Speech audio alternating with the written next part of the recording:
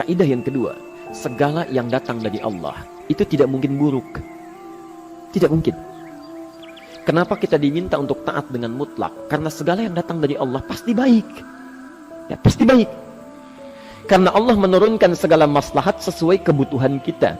Cuma manusia kadang-kadang, menginginkan sesuatu dengan pikiran pendeknya yang bukan kebutuhannya. Al-Baqarah 216. Agak pelan-pelan kita ya.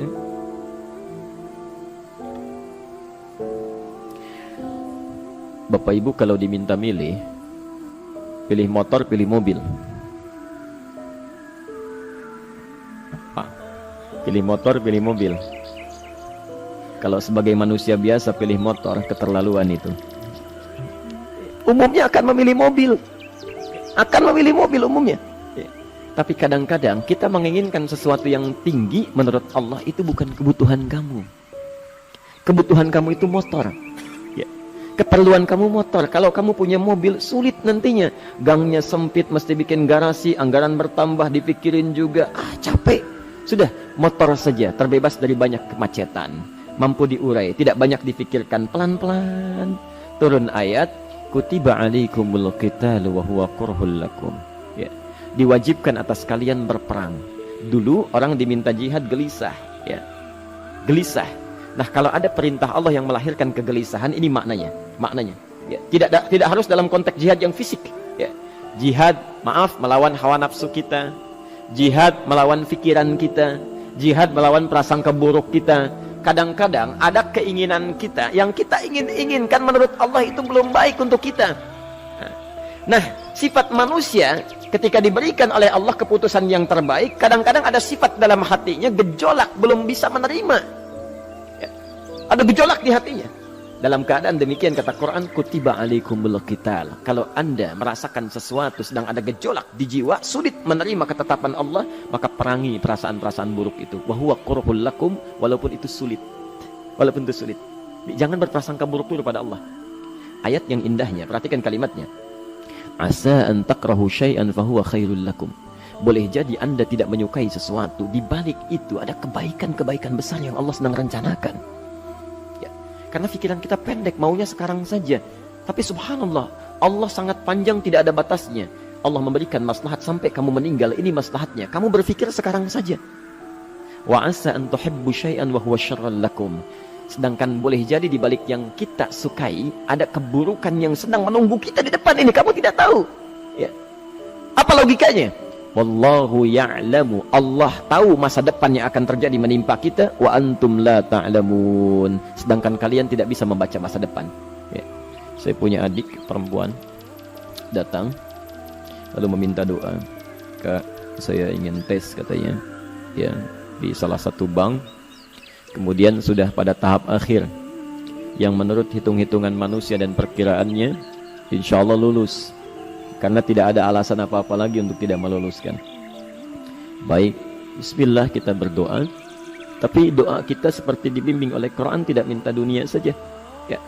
Jadi dunia baik, Al-Baqarah 201, Rabbana atina fid dunya wa fil akhirah ya. Dunia minta baik, akhirat minta baik. Tapi aturan dunia dan akhirat ini jangan disebandingkan, rugi. Dunia itu kecil, akhirat lebih besar. Dunia itu kecil. Makanya diatur di Al-Qasas ya, ayat 77 sampai 78 itu. Aturannya wabtaghi fima atakallahu daral akhirah wa la tansa nasibaka minad dunya. Minta seluas-luasnya akhirat, tapi dunia jangan berlebihan. Ya. Sekedar mencukupi kebutuhan kita saja. Ya. Pakaian, Bapak Ibu sekalian, ya, kita beli pakaian sesuai kebutuhan saja, jangan berlebihan. Ya.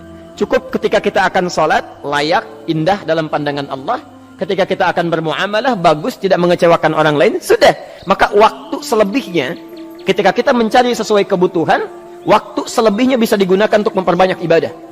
Tidak banyak energi terbuang, uang juga terbuang, tenaga juga terbuang. Bayangkan kalau keinginannya macam-macam.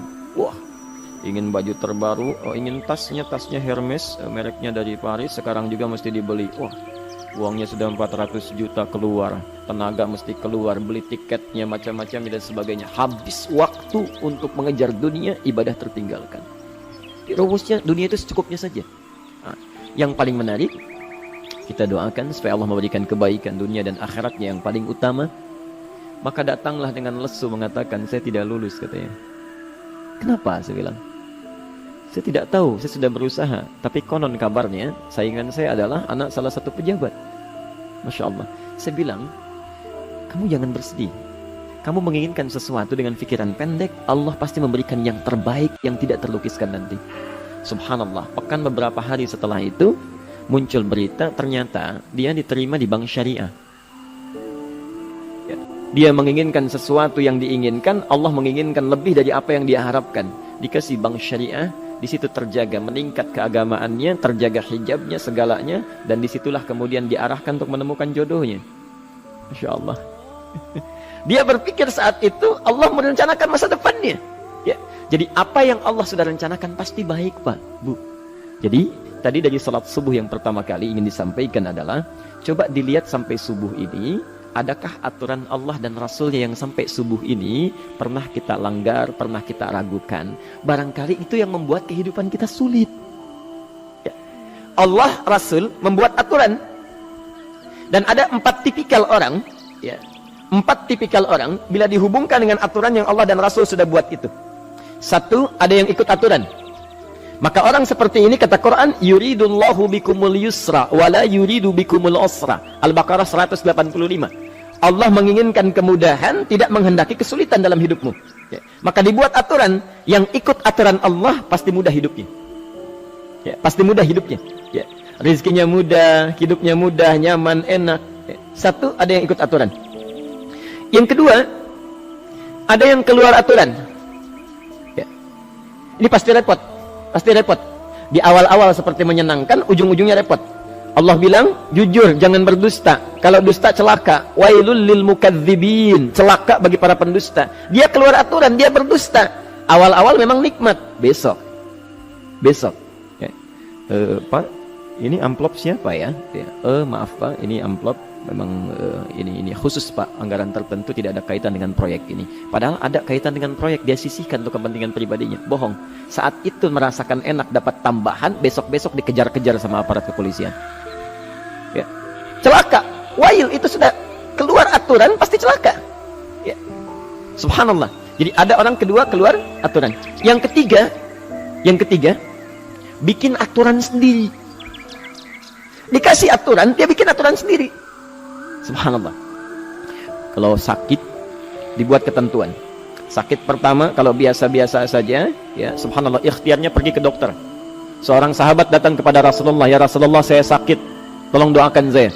Kata Nabi, idhab ila tabib, pergi ke dokter. Ini orang pintar sekali. Kata orang ini, ya Rasulullah, Anda kan Nabi Rasul, angkat tangan Anda, Allah kan maha menyembuhkan, nanti Allah sembuhkan saya. Cerdas ya? Tapi subhanallah, Nabi harus lebih cerdas, dapat bimbingan dari wahyu. Pergilah ke dokter, karena kesembuhan yang telah Allah tetapkan dititipkan di tangan para dokter. Masya Allah. Pergi ke dokter. Ya. Itu rumus pertama. Nanti kalau dokter sudah pada hand up, ya, angkat tangan, tidak mampu menyembuhkan, itu tandanya Allah ingin langsung menyembuhkan tanpa turut campur makhluk yang ada. Maka kaidahnya akan berubah nanti, ya, dari kaidah biasa kepada kaidah Al-Anbiya ayat 83 sampai 84. Itu aturan yang menyembuhkan langsung dari Allah Subhanahu wa taala. Tapi kalau Anda sakit, perginya ke dokter. Ya. Cuma ada manusia bikin aturan sendiri. Sakit, pergi ke dukun. Ya. Dukun nggak bisa, pergi ke paranormal. Dirinya pun sudah nggak normal. Makanya disebut paranormal, karena nggak normal. Ya. Tapi didatangi juga, gitu, bikin aturan sendiri. Karena itu jadi lebih sulit hidupnya. Ya. Doa, minta pada Allah, kan sederhana. Ya. Doa, nggak bayar, nggak ada macam-macam. Masya Allah, gampang sebetulnya. Ada kekeringan, sekarang kan banyak kekeringan ya. Banyak kekeringan. Dikasih rumus, subhanallah, dikasih rumus yang tidak perlu pakai biaya. Meluangkan waktu, itu pun berpahala juga. Dunianya dapat, akhiratnya melimpah. Ya. Dikasihlah salat istisqa. Masya Allah, tinggal minta, memohon kepada Allah. Salat, mengangkat tangan, mohon pada Allah. Subhanallah.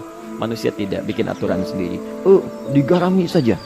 Orang garamin sayur, dia garamin awan. Cari biaya miliaran, terbang pakai pesawat. Kalau Allah tidak berkehendak, ya sudah. Ya. Ayo silahkan, berapa biaya yang mau kamu kumpulkan? Tenaga yang kamu kumpulkan silahkan aja. Ya. Yang ini hujan, bikin kering lagi di sana.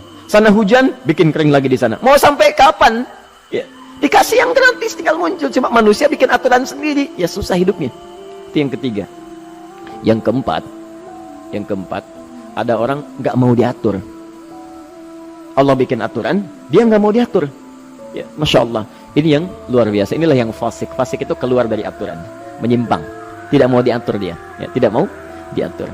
Karena itu Bapak Ibu sekalian, dari ayat yang pertama ini, ya, mari kita evaluasi sampai dengan hari ini subuh. Dari ayatnya memang sederhana, singkat, padat, cuma satu ayat.